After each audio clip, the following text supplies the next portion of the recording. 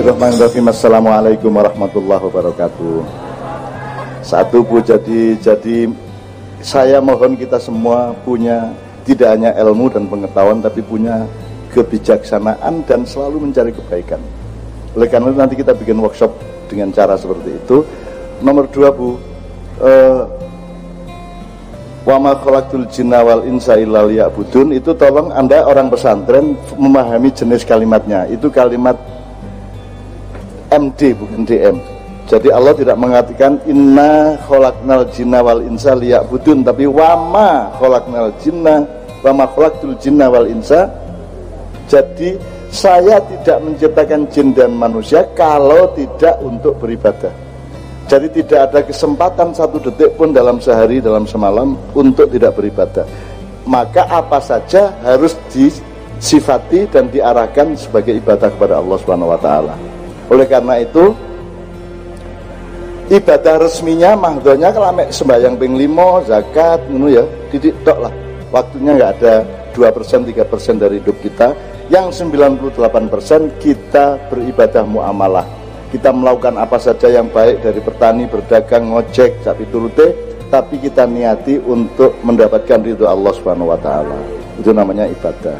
Makanya kata dakwah itu sekarang di dunia modern, orang modern adalah orang yang paling bodoh.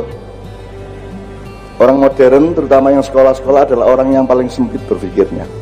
Kata dakwah itu dianggap urusan orang Islam. Dianggap dakwah itu adalah bagian dari kerjaannya para ustadz. Dakwah itu sebenarnya adalah melakukan rekomendasi, anjuran, atau mungkin melakukannya langsung secara aplikatif, memindahkan sesuatu dari yang buruk menjadi yang baik, dari sesuatu hal ke sesuatu hal yang lain. Ada dakwah vertikal itu namanya doa. Kalau horizontal namanya dakwah dari kata yang sama, da'a, yad'u, du'aan atau dakwatan wa huwa da'i. Orang yang berdakwah itu da'i, orang yang berdoa juga da'i. Nah, kalau kepada Allah kita tidak memberi anjuran, kepada Allah kita memohon perubahan atas nasib kita, itu namanya doa. Kalau sesama manusia, dakwah itu artinya merekomendasikan atau menganjurkan. Nah, kalau kita agak mundur ke belakang, dakwah itu belum pernah menjadi prinsip utama dari umat Islam Indonesia. Yang menjadi prinsip utama adalah amar ma'ruf nahi mungkar, nggak ada dakwahnya. Seharusnya dakwah khair, amar ma'ruf nahi mungkar. Nek kate jangkep. Karena dakwah itu bukan urusan pemerintah tapi urusan semua manusia. Jadi dia cair, dia dilakukan oleh siapa saja dan untuk siapa saja. Kalau amar ma'ruf itu urusan Pak Bupati, Wakil Bupati, Forkominda, semua pemerintahan di Indonesia itu namanya amar ma'ruf. Amar itu bukan dakwah, amar itu sesuatu yang ditetapkan sebagai hukum, dilaksanakan secara wajib, secara paksa. Hukum itu sifatnya memaksa. Apa sebabnya dipaksa? Karena manusia cenderungnya tidak mau melakukannya, maka perlu dipaksa. Sama dengan sholat 5 waktu, itu paksaan Allah kepada manusia. Apa sebabnya puasa dipaksa Ramadan? Mergo kon senengane mangan. Nek rabi gak perlu dipaksakan, gak perlu dijadikan wajib. Masih gak dipaksa ya rabi-rabi dewe, wong gurung rabi wis rabi arek-arek iki. Nggih tambahan. Nah, maka kalau ada hukum itu pasti secara psikoantropologi sifatnya adalah diciptakan hukum karena ada pengetahuan bahwa manusia cenderung tidak mau melakukannya, maka dibikin hukum. Kalau mau melakukannya, untuk apa dibikin hukum? Kalau Anda memang senang berpuasa, maka Anda tidak perlu diwajibkan. Anda pasti akan puasa sendiri sebagaimana kawin atau nikah. Tapi karena Anda cenderungnya tidak suka puasa, cenderungnya lebih senang makan daripada tidak makan, maka diputuskan untuk dijadikan hukum. Jadi hukum itu sifatnya memaksa. Mohon para perangkat hukum mengerti asal-usulnya, usul fikihnya dan filosofinya, gitu loh. Awakmu lah gak seneng poso sih, ngaku aja. Ojo ate apen-apen ya selamat datang wahai Ramadan, taek ane dapurmu. Alah wong kon yo gak seneng ae kok ya. Loh, jangan kok mengejek Ramadan. Aku tidak mengejek. Justru letaknya kemuliaan manusia yang berpuasa itu di situ. Lho kok iso? Lho nek kon seneng poso terus dikon poso, hebatnya apa? Kon seneng rawon terus dikai rawon, apa hebatnya? Tapi nek kon gak seneng pecel, gelem nglakoni mangan pecel mergo bojomu seneng pecel, itu mulia namanya, dhuwur derajatmu. Betul enggak? Kalau dasarnya Anda tidak suka puasa, tapi demi ketaatan dan keselamatanmu di depan Allah, lantas Anda ikhlas berpuasa, maka derajatmu tinggi. Tapi kalau dasarnya memang kamu senang berpuasa, puasa bukan kehebatan. Jelas ya rakyat? Mulanya gak usah tuku suplemen-suplemen sahur pakai ini, supaya puasanya tetap segar loh. Sing dimaksud puasa itu kan gak seger hari ini. Supaya Anda mengalami lapar, supaya Anda mengalami ingin tapi ditahan, mengalami kebutuhan tetapi Anda mengendalikan. Itu gunanya puasa. Kalau sejak sahur Anda sudah seger karena suplemen, terus gaya-gaya apa poso? Itu tak? Jadi mari kita belajar dialektika. Nah, makanya dakwah itu sebenarnya semuanya, iklan itu semua dakwah. Cuman dia mengantarkan dari mana ke mana, itu aja masalahnya, bedanya. Kalau dakwah itu aslinya ya membawa, menganjurkan orang dari satu keadaan ke keadaan berikutnya, itu namanya dakwah. Termasuk doa juga begitu, kita mohon dari laku menjadi sangat laku, dari belum laku sampai laku.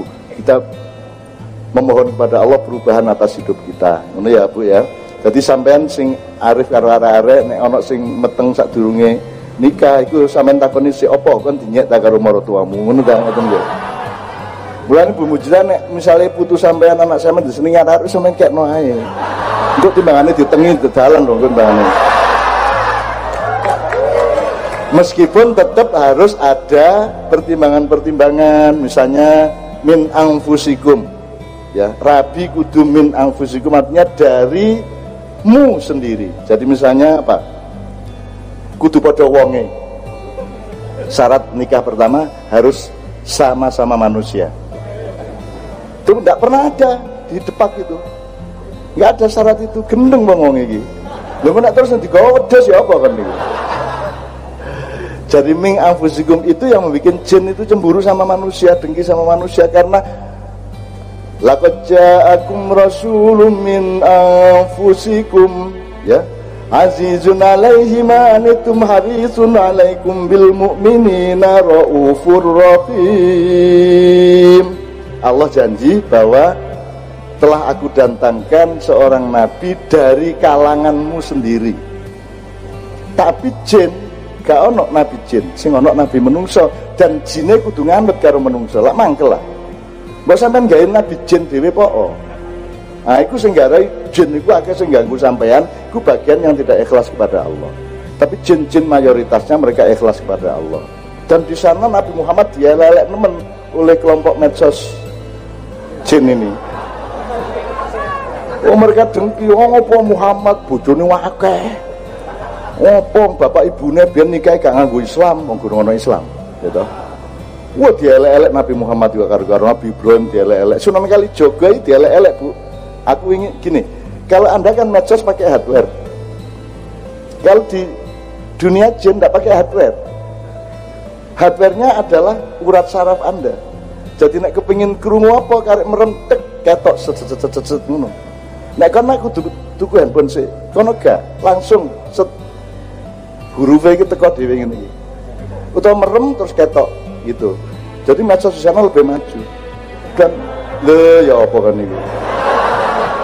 Dan Sunan Kalijaga yang sampean sebut-sebut itu dielek-elek pol, ala taek Sunan Kalijaga. Wong kon biyen ngerampok kayak kate saiki dakwah barang. Lak ngono. Sunan Kalijaga itu berandal Lokajaya. Dia dulu ngerampok, gitu, begal sak diturute. Dadi nek sampean tahu begal, ojo atik berdakwah kok dielek-elek wong alah wong begal kok saiki atik makyahan barang. Kan gitu kan. Jadi mereka tidak mengenal husnul khotimah. Husnul khotimah itu artinya orang dari zulumat ilan nur. Gitu loh. Apa sebabnya orang husnul khotimah? Sebab Allah sejak awal menciptakan manusia itu dengan berbagai kemungkinan, dan salah satu kemungkinan yang besar adalah dia berada dalam kegelapan, kemudian diberi petunjuk oleh Allah melalui Al-Quran supaya dia pindah ke nur, kan begitu. Jadi orang buruk loh. Saya kan ketemu Sayyidina Umar kan ngomongin Allah sampean biyen mateni wong kate di khalifah barang ngono. Ngomong ngono sampean. Lho gak iso nek kaya ngomong ngono iku.